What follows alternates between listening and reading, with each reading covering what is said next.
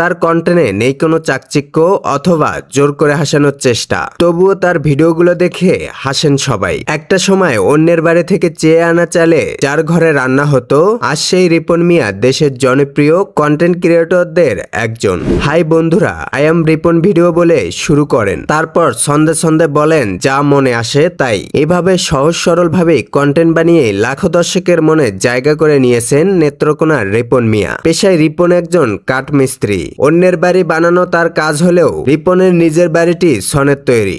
ইদানিং আলোচনায় এলেও সোশ্যাল মিডিয়ায় রিপন মিয়া প্রথম ভিডিও আপলোড করেন 2016 সালে। মাঝে কিছুদিন বিরতি দিয়ে 2019 সালে নিজের নামে পেজ খুলে আবারও ভিডিও আপলোড শুরু করেন তিনি। ধীরে ধীরে ফলোয়ার বাড়তে থাকে, সেই সাথে বাড়তে থাকে জনপ্রিয়তাও। বর্তমানে তার পেজের ফলোয়ার সংখ্যা 6.5 লাখেরও বেশি। কখনো গোসল করতে করতে, কখনো খেতে বসে, কখনো আবার বইপত্র নিয়ে বসে কন্টেন্ট বানান তিনি। কৃত্রিমতার যুগে রিপন মিয়া শুধু ব্যতিক্রমী নয়, জীবনকে ভিন্নভাবে দেখার একটা আয়নাও বটে।